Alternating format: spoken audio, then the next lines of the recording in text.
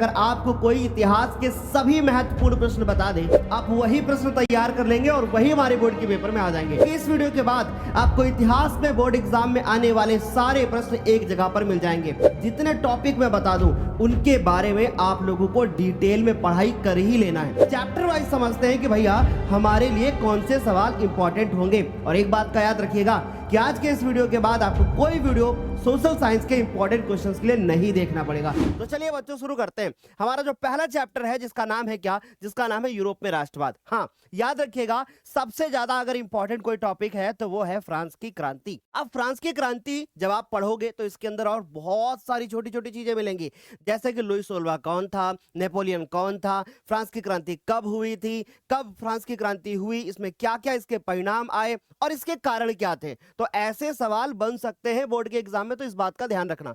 अब दूसरा सवाल जैसे बन सकता है कि भैया नेपोलियन कौन था। अब नेपोलियन कौन था, उससे ज्यादा इंपॉर्टेंट है कि उसने कौन कौन से सुधार किए थे, ये उससे ज्यादा इंपॉर्टेंट चीज हो जाती है। अब तीसरा हमारे पास में है कि भैया मारियान और जर्मेनिया कौन थी। अब ये जर्मेनिया जो थी वो जर्मनी से संबंध रखती हैं, जबकि मारियान कौन थी, या फिर मारियाना या मारियान हो सकता है। तो ये वाला जो सवाल बनता है ना बोर्ड एग्जाम में, ये काफी ज्यादा इंपॉर्टेंट हो जाता है। जैसे भारत माता, हमारे भारत में भारत माता की तस्वीर बनाई जाती है। तो चलिए शुरू करते हैं, आगे बात करते हैं। अब यह है कि भैया 19वीं सदी में यूरोप में राष्ट्रवाद के विकास के लिए कौन से कारण जो हैं वो होंगे प्रमुख, उनका उल्लेख कीजिए। ये वाला सवाल बन जाता है। अगला बन जाता है कि भैया जर्मनी के एकीकरण के बारे में आपको एक संक्षिप्त लेख लिखना है, और जर्मनी के एकीकरण में महत्वपूर्ण भूमिका निभाने वाले ऑटो वन बिस्मार्क, इस बात का ध्यान रखना कि ऑटो वन बिस्मार्क को जर्मनी का एकीकरण का प्रक्रिया का जनक क्यों कहा जाता है। अब ये दोनों प्रश्न एक ही हैं, क्योंकि जब आप जर्मनी के एकीकरण के बारे में पढ़ोगे तो उसी समय पर आप लोगों को ऑटो वन बिस्मार्क के बारे में पढ़ने को मिल जाएगा। अगला जो सवाल हमारा बनता है वह बनता है राष्ट्रवाद से क्या तात्पर्य है, और अगला बनता है कि वियना संधि क्या थी और इसके प्रमुख उद्देश्य और व्यवस्थाओं का वर्णन कर दीजिए। ये वो सवाल है ना जो कि हर साल बोर्ड के एग्जाम में आते हैं। ये वो सवाल है ना जो आपसे डेफिनेटली पूछे ही जाएंगे। बस एक चैप्टर में अगर बात करें इतिहास की तो शुरू के 3 चैप्टर में आपको 7-8 सवाल हर एक चैप्टर से बता दूंगा, वो बच्चे अच्छे से तैयार कर लेना। आगे बात करें तो भैया 8वां जो सवाल है वो है हमारे पास इटली का एकीकरण। अब इतने लिखे हुए सवालों के बाद एक और देख लो। अब ये हमारे पास क्या 1815 में नेपोलियन की हार के बाद यूरोप में स्थापित रूढ़िवादी शासन की विशेषताएं लिख दो। अब आप पूछोगे सर एक बात बताओ, मेरा कल पेपर है, अब इन सवालों में 3 मैं कौन से तैयार कर लूं या 4 में कौन से तैयार कर लूं। चलो इन 9 में भी मैं 4 आपको इंपॉर्टेंट बताता हूं, देखो ध्यान से सुनो। पहला बनता है फ्रांस की क्रांति, दूसरा बनता है इटली का एकीकरण, और अगला बनता है जर्मनी के एकीकरण का आपको प्रक्रिया के बारे में बताना है, और इसके बाद बनता है राष्ट्रवाद से क्या तात्पर्य है। ये 4 सवाल अगर आपने तैयार कर लिए तो आपका इतिहास में अगर हम बात करें तो एक लॉन्ग एक शॉर्ट कंफर्म हो जाएगा। भैया इतना बड़ा प्रेडिक्शन कर डालोगे सर, बिल्कुल यही सवाल आपको देखने को बोर्ड के पेपर में मिलेंगे। तो देख लिया आपने पहले चैप्टर के क्वेश्चन। अब बात करते हैं दूसरे चैप्टर की। दूसरे चैप्टर का नाम है भारत में राष्ट्रवाद। अब एक बात बता देता हूं मैं आपको, इस चैप्टर से ना आपके बोर्ड के एग्जाम में एक शॉर्ट क्वेश्चन कंफर्म है और एक लॉन्ग क्वेश्चन भी कंफर्म है। बस ये 3 चैप्टर शुरुआत के हमारे लिए ज्यादा इंपॉर्टेंट है, इनके सवाल तो छोड़ के जाना ही मत। पहला सवाल जो हमारे पास में है वो कह रहा है कि भैया राष्ट्रवाद क्या है।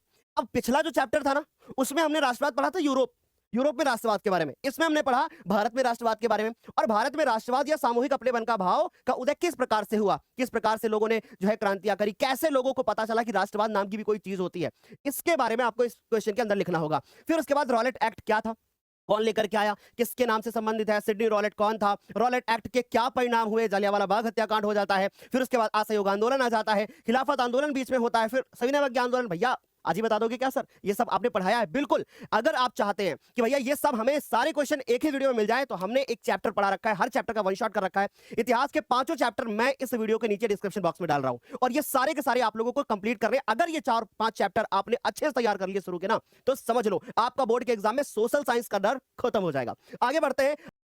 इसमें एक छोटा सवाल आता है, इसमें एक छोटा लेख लिखने को आता है, या अगर ये चीज पढ़ लोगे तो रॉलेट एक्ट के बारे में डिटेल में पढ़ पाओगे, अगर ये पढ़ लोगे तो सविनय अवज्ञा आंदोलन और उसके बाद असहयोग आंदोलन, सारे आंदोलन आगे के समझ में आएंगे। तो भैया जलियांवाला बाग हत्याकांड, ये इस पर आपको अच्छे से पढ़ाई करनी है। और एक बात याद रखना, अगर क्वेश्चन तैयार कर रहे हो ना तो प्लीज क्रम से तैयार करते हुए आना, इससे आप एक प्रश्न को दूसरे से करेक्ट कर पाओगे। आगे बढ़ते हैं बच्चों। प्रथम विश्व युद्ध ने भारत में राष्ट्रीय आंदोलन के विकास में किस प्रकार से योगदान दिया। यानी ये प्रश्न ये कह रहा है कि जब प्रथम विश्व युद्ध हुआ था 1914 में स्टार्ट हुआ। उसके बाद किस तरीके से भारत में और आंदोलन होना शुरू हो गए, क्योंकि आपको बहुत अच्छे से पता है, पहले प्रथम विश्व युद्ध होता है, फिर उसके बाद रॉलेट एक्ट आता है, फिर जालियांवाला बाग हत्याकांड होता है, फिर उसके बाद खिलाफत आंदोलन होता है, फिर असहयोग आंदोलन होता है, फिर सविनय अवज्ञा आंदोलन होता है, फिर उसके बाद भारत छोड़ो आंदोलन होता है। तो भैया एक दूसरे से सब कनेक्ट है, इसलिए याद रखिएगा, पहले हमें अगर चैप्टर को समझना है तो इसका वन शॉट लेक्चर देखना होगा, नीचे डिस्क्रिप्शन में डाल दिया मैंने। आगे बात करते हैं कि सत्याग्रह का अभिप्राय क्या है। अब सत्याग्रह, यहां पर आपको वो 3 शुरू के गांधी जी के आंदोलन लिखने हैं, जो आए थे, उन्होंने खेड़ा में किया था, उन्होंने जो है आकर के अहमदाबाद में किया था, याद है ना, भूले तो नहीं हो ना। तो भैया ये सारी चीजें आपको याद रखनी हो, चंपारण वाला भी, वो तीनों आपको यहां इसके अंदर लिखने होंगे। इसके बाद महात्मा गांधी ने असहयोग आंदोलन क्यों चलाया। मैंने कहा ना, इस चैप्टर से अगर सबसे ज्यादा इंपॉर्टेंट कोई है ना क्वेश्चन, तो वो भी लास्ट में मैं 3 क्वेश्चन फिर बता दूंगा, बस वही तैयार कर लेना। लेकिन फिर भी भाई इतने छोड़ के तो नहीं जा सकते। क्या एक बात बताओ, पूरे इतिहास में क्या तुम गिनती के 20 क्वेश्चन भी नहीं तैयार कर पाओगे? 20 तो तैयार कर लोगे ना, अगर लिखने की कोशिश करोगे ना भाई, तो कम से कम इनको लिखकर प्रैक्टिस करोगे तो बोर्ड के एग्जाम में डेफिनेटली पूरे नंबर आने वाले। पर अगर आप ये सोचोगे नहीं भैया मुझे कोई सिर्फ 4 क्वेश्चन पूरे सोशल साइंस में बता दे, तो भैया बोर्ड के पेपर के एक दिन पहले मैं वो भी बता दूंगा। लेकिन पहले कम से कम ये तो समझ लो ना कि अभी तुम्हारे पास टाइम है। अगर तुम इतना कर लेते हो ना, तो सोशल साइंस में तुम 99 मार्क्स तक भी ला सकते हो। बस केवल लिखने का थोड़ा तरीका बेस्ट कर लेना, और उस पर वीडियो मैं लेकर के आऊंगा। तो बच्चों, महात्मा गांधी ने असहयोग आंदोलन क्यों चलाया और इस आंदोलन के कार्यक्रम क्या थे? आपने पढ़ा था कि असहयोग आंदोलन उन्होंने इसलिए चलाया था क्योंकि उसके पहले जालियांवाला बाग हत्याकांड हुआ था। तो सोचो, दूसरे से कनेक्ट है कि नहीं? तो ये वाला सवाल पेपर के लिए तैयार कर लेना। उसके बाद बात करें महात्मा गांधी के द्वारा चलाए गए 3 आंदोलन का वर्णन कर दो।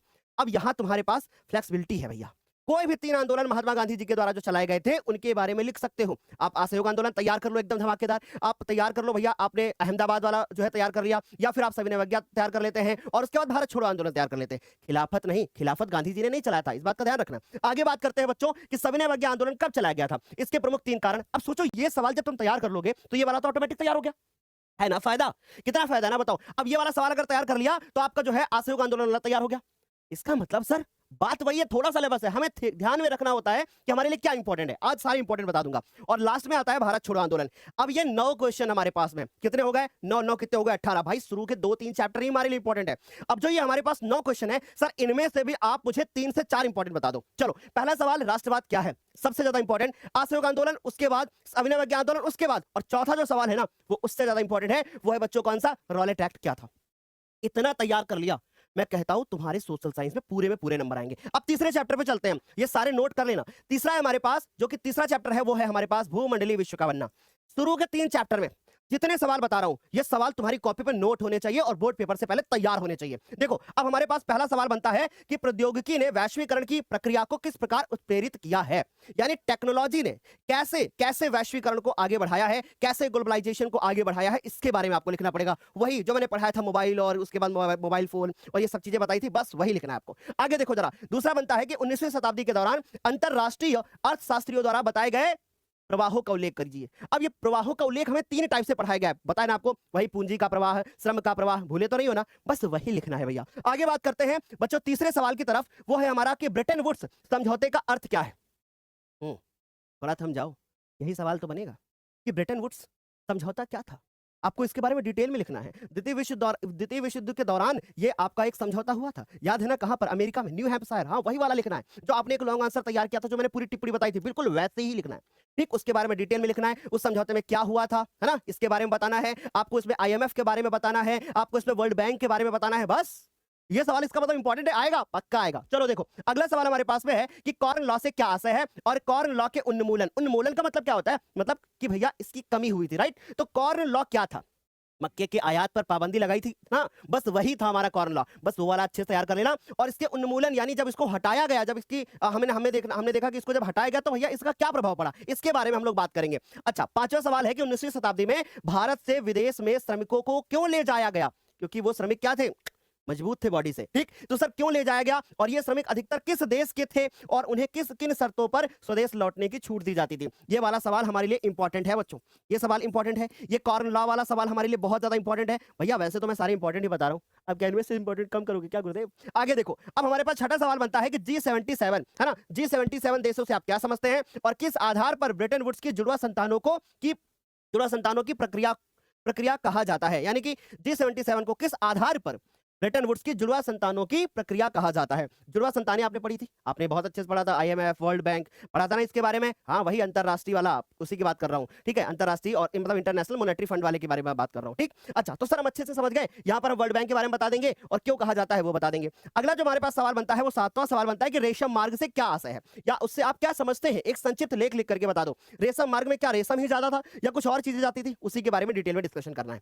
अब ये हमारे पास 7 सवाल बनते हैं। 8वां एक आखिरी में सवाल आता है, वो है कौन सा, महामंदी। ये 8 सवाल आपको इस चैप्टर से तैयार कर रहे हैं। अब आप सोचोगे सर इन 8 में भी हमें ऐसा बता दो कि कल मेरा पेपर है, कल मेरा पेपर है, इन 8 में से कोई मुझे बस 4 सवाल बता दो, मेरे पास टाइम नहीं है। चलो भाई, अब जब सब में बता रहा हूं तो इसमें भी बता देता हूं। तो भैया पहला सवाल जो हमारे पास बनता है वो महामंदी वाला, जो कि इस चैप्टर का सबसे ज्यादा इंपॉर्टेंट है। अगला बनता है कॉर्न लॉ, जो कि सबसे ज्यादा इंपॉर्टेंट है। उसके बाद बनता है G77 तीसरा सवाल, और चौथा बनता है ब्रेटन वुड्स वाला। ये 4 सवाल अगर तैयार कर लिए, यही 4 सवाल तुम्हें बोर्ड के एग्जाम में देखने को मिलेंगे। लेकिन भाई अगर तुम्हें सोशल साइंस में 100 में 100 चाहिए ना, 99 नंबर चाहिए ना,